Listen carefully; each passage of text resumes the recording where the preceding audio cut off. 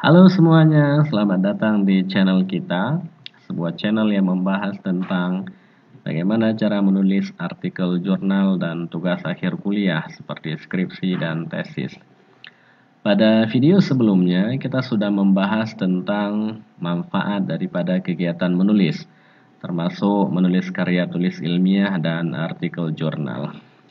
Dalam video kali ini, kita akan membahas sebuah topik yang sangat menarik dan masih berhubungan tentang masalah manfaat dari kegiatan menulis.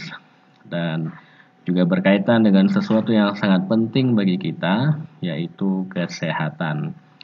Dan tahukah kita kawan-kawan semua bahwa ternyata menulis itu juga membuat kita menjadi sehat. Menulis itu menyehatkan. Dan dalam video kali ini kita akan membahas sejumlah fakta untuk membuktikan pernyataan tersebut. Tertarik untuk mengikuti? Mari kita mulai. Pertama, kita lihat dulu sejumlah fakta yang mengungkapkan tentang hal ini. Hal pertama yang perlu kita ketahui dan perlu kita sadari adalah bahwa tidak semua orang di dunia ini sebenarnya butuh materi. Nah, kita yang selama ini barangkali terlalu sibuk mencari materi, barangkali kita mengira bahwa orang-orang di dunia ini semuanya membutuhkan materi. Hal ini keliru. Perlu kita pahami bahwa tidak semua orang di dunia ini membutuhkan materi. Tak percaya itu, Anda boleh pergi ke rumah sakit, lalu temuilah pasien yang sudah tidur di rumah sakit selama sebulan misalnya. Lalu tanyakan kepada mereka apa yang mereka butuhkan saat ini. Barangkali jawaban mereka bukanlah materi. Mereka punya banyak materi, mereka punya banyak harta. Tapi yang sangat mereka butuhkan pada saat ini adalah kesehatan, bukan materi. Contoh lain, Anda boleh pergi ke sebuah rumah besar misalnya. Di sana ada seorang kakek dan seorang nenek. Anak-anak mereka semuanya sukses, semuanya hebat, dan anak-anak mereka tinggal di luar negeri. Jadi yang tinggal di rumah besar itu hanyalah seorang kakek tua yang sudah lemah dan istrinya seorang nenek tua yang juga sudah lemah, ditemani oleh dua orang pembantu, seorang sopir, dan seorang satpam. Itulah penghuni sebuah rumah besar di mana mereka memiliki banyak materi. Kalau kita tanya ke mereka, apa yang mereka butuhkan saat ini? Materi? Jelas bukan. Kesehatan? Mungkin ya. Tapi itu bukan hal yang sangat mereka butuhkan barangkali. Karena ya sedikit demi sedikit mereka mampu untuk mandiri. Tapi ada hal lain yang mungkin sangat mereka butuhkan. Apa itu? Teman dan anak-anak mereka. Dan itu yang tidak mereka dapatkan pada saat ini. Jadi jangan kita kira bahwa semua orang di dunia ini membutuhkan materi. Belum tentu. Ada orang di dunia ini yang memiliki kebutuhan yang bervariasi.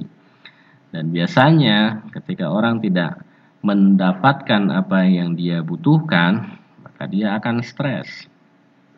Itu sebabnya orang stres sebenarnya ada di mana-mana. Ada orang stres karena kekurangan materi, ada orang stres karena kekurangan teman, tidak punya teman untuk curhat, ada orang stres karena sakit-sakitan dan terus-terusan, dan seterusnya. Juga perlu kita pahami bahwa stres bukan berarti gila, sebab ada perbedaan jauh antara stres dengan gila. Walaupun orang gila itu umumnya diawali oleh stres, tapi jarak antara stres dan gila itu masih sangat jauh. Stres itu adalah gejala awal. Kemudian orang juga bisa stres karena berbagai sebab seperti yang kita sampaikan tadi. Bisa jadi karena kebutuhannya terhadap materi tidak terpenuhi, atau kebutuhannya terhadap kawan curhat tidak terpenuhi. Jadi karena ada berbagai sebab yang menyebabkan orang stres, maka orang stres itu ada di mana-mana. Itu tadi fakta yang berbicara. Sekarang kita lihat apa kata pakar. Nah, hal yang mengejutkan dari salah seorang pakar, namanya Dr. Sindler, ini pengarang buku How to Live ya 365 hari dalam setahun. Dr. Sandler ini mengatakan bahwa 3 dari 4 ranjang rumah sakit diisi oleh mereka yang bermasalah dengan emosi. Anda bisa bayangkan, 3 dari 4 ranjang rumah sakit. Artinya apa? 3 dari 4 itu berarti 75%. Artinya 75% pasien yang tidur di rumah sakit sebenarnya mereka sehat. Sebenarnya mereka tidak sakit. Jadi yang sakit apa juga? Yang sakit adalah emosi mereka. Artinya apa? Seharusnya mereka sehat-sehat saja. Sebenarnya mereka sehat-sehat saja. Namun karena faktor emosilah yang menyebabkan mereka akhirnya jatuh sakit. Dan akhirnya harus tidur di rumah sakit. Jadi sebenarnya mereka sehat-sehat saja. Makanya Dr. Sandler ini menulis buku bagaimana cara hidup 365 hari dalam setahun. Kita semua tahu bahwa dalam setahun itu memang 365 hari. Cuma masalahnya menurut Dr. Sandler ini ada orang yang setahun memang 365 hari, tapi dia tidak benar-benar hidup selama 365 hari. Dia barangkali hanya hidup sekian hari.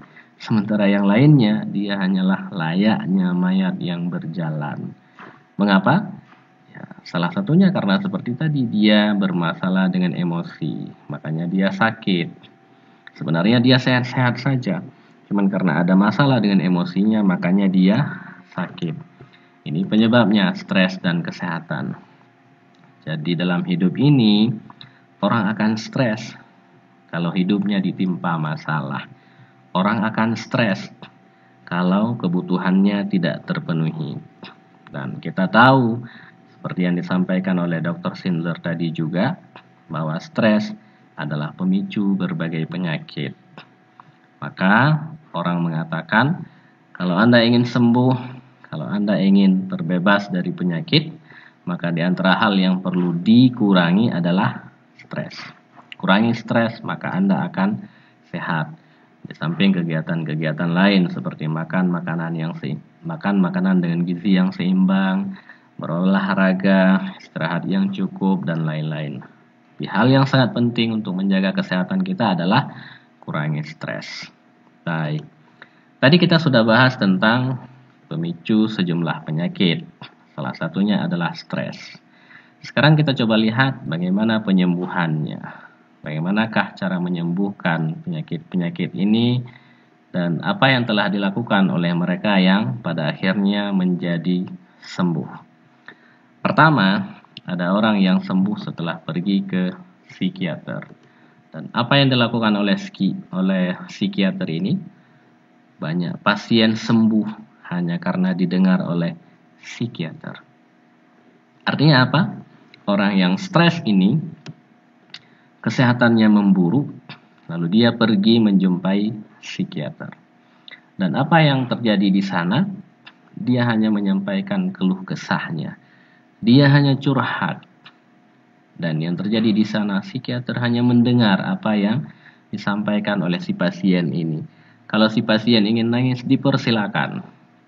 Dan si pasien dibebaskan. Diberi kebebasan untuk menyampaikan seluruh isi hatinya secara jujur dan tanpa tekanan.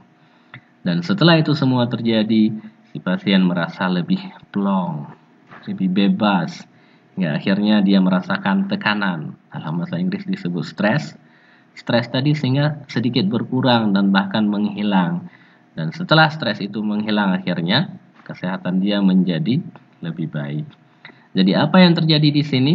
Si pasien hanya perlu didengar. Ini yang kita sampaikan tadi, bahwa kebutuhan orang itu macam-macam. Tidak semua orang butuh materi, ada sebagian orang yang hanya butuh didengar. Dan ketika dia sudah didengar, stresnya berkurang, kesehatannya menjadi lebih baik. Nah, kita lihat fenomena lain yang ya bisa dibilang aneh, tapi ini nyata. Dan ini terjadi di masa-masa dulu. Ada Dear Diary. Dear Diary ini artinya seseorang menyampaikan sesuatu kepada diary, buku diary. Yang terhormat buku diary. Jadi diary itu adalah sebuah buku. Seseorang menulis pada sebuah buku diary dan dia menyapa buku diary ini. Artinya dia ajak buku diary itu untuk berbicara. Nah, jadi itulah buku diary. Nah, pertanyaannya selanjutnya adalah mengapa buku diary ini ada? Mengapa orang membeli buku diary kemudian menulisnya? Mengapa itu dianggap penting? Nah, untuk menjawab itu kita lihat salah satu contoh tulisan yang ada dalam buku diary. Ini tulisannya, misalnya Anda boleh baca sendiri. Nih, saya berikan kesempatan kepada Anda untuk membaca isi buku diary ini.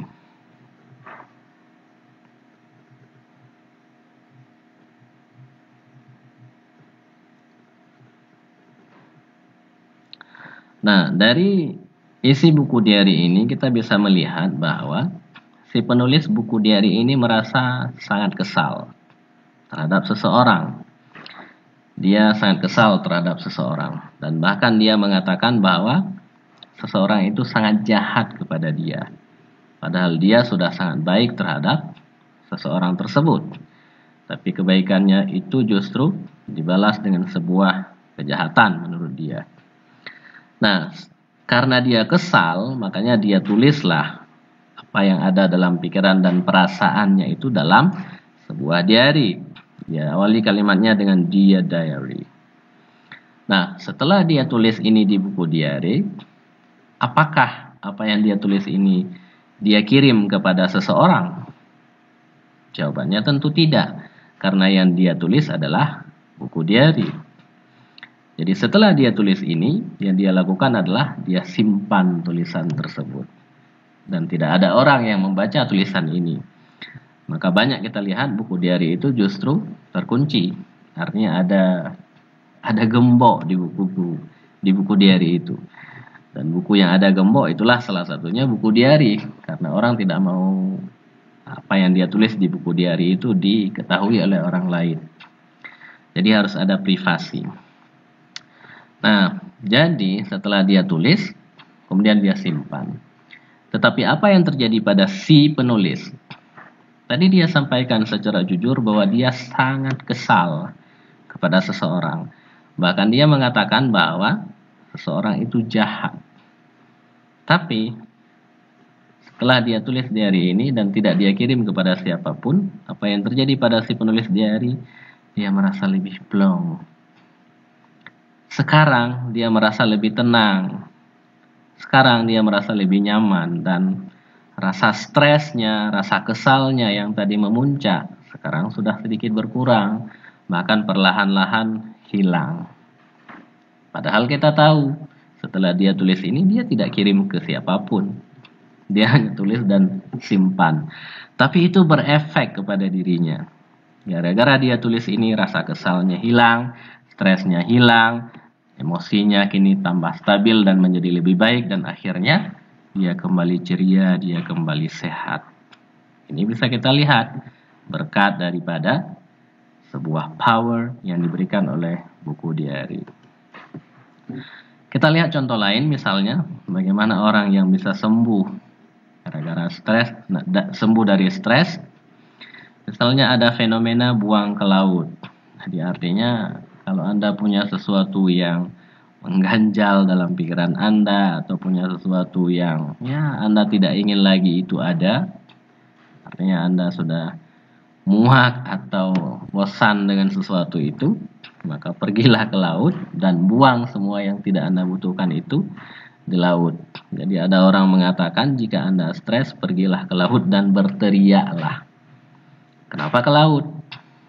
Nah, jawabannya karena di laut Anda bebas, tidak ada yang mendengar, dan di sana semua yang kita buang ke sana akan tertampung. Maka itu tentu hal buruk yang kita buang. Jadi laut siap menampung semua stres manusia. Jadi begitu luasnya laut sehingga sanggup menampung semua stres manusia. Dan tahukah kita kawan-kawan bahwa media tulis adalah samudra yang sangat luas, yang selalu siap menampung stres semua manusia. Jadi laksana laut yang siap menampung apapun yang kita buang, maka media tulis adalah samudra yang sangat luas, yang siap menampung seluruh stres yang ada dalam pikiran manusia. Kawan-kawan semua, mungkin ada yang mengatakan berarti yang perlu ditulis adalah segala yang jelek-jelek, yang jahat-jahat. Tentu tidak. Nah, hal yang ingin kita sampaikan di sini adalah bahwa agar kita sehat kita perlu sharing. Ini penekanannya. Agar sehat kita perlu sharing. Cuma kalau yang kita sharing hanya yang buruk-buruk, bisa jadi yang menerima juga tidak, partner yang menerima juga tidak mau. Maka di sini yang perlu kita sharing tentu dua, suka dan duka. Saat duka kita sharing, saat suka kita sharing, saat duka juga kita sharing. Nah, walaupun itu sesuatu yang menyenangkan, tetapi kalau itu tidak kita sharing, maka sebenarnya itu juga akan menjadi sesuatu yang tidak menyenangkan.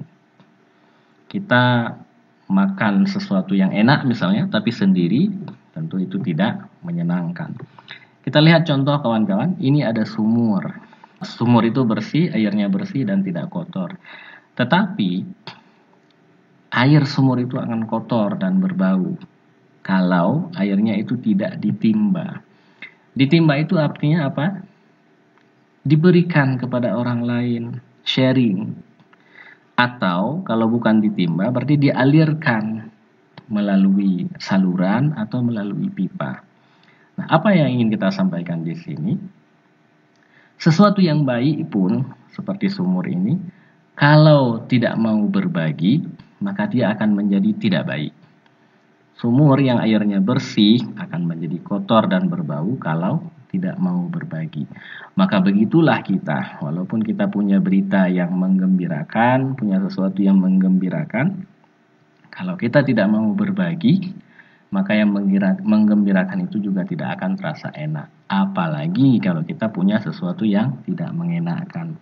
Maka menulis adalah salah satu media agar kita bisa berbagi, dan dengan berbagi tersebut sebenarnya kita sudah melakukan sesuatu yang sangat bermanfaat bagi kita, baik untuk kesehatan atau untuk lainnya. Dan kalau kita mau menulis, itu artinya kita menghadirkan orang-orang baik di sekeliling kita. Mengapa ini terjadi? Setelah kita menulis, orang akan membaca tulisan kita, sehingga mereka akan melakukan konsultasi misalnya. Mereka akan bertanya tentang sesuatu yang mereka hadapi, yang jawabannya bisa jadi ada pada kita. Sehingga ketika ada orang yang datang menghadiri kita, menghampiri kita, maka kita tidak sendiri. Artinya kita selalu dihadiri oleh orang-orang yang kita senangi dan kita cintai. Jadi, meskipun kita sudah tua, kita tetap perlu untuk berbagi. Dan salah satu media untuk berbagi adalah dengan cara menulis. Karena itulah kawan-kawan, mari kita menulis. Inilah waktunya kita menulis. Dan menulis itu adalah kegiatan sharing. Dan sharing itu akan membuat kesehatan kita menjadi lebih baik. Mari kita menulis. Kawan-kawan semua, itu saja video kita pada kesempatan kali ini. Mudah-mudahan bermanfaat, mudah-mudahan semangat kita untuk menulis semakin bertambah, dan nantikan video-video selanjutnya. Kita akan bahas sedikit demi sedikit, kita akan membahas lebih dalam tentang bagaimana menulis skripsi, tesis, dan artikel jurnal. Itu saja untuk kali ini, sampai jumpa, salam.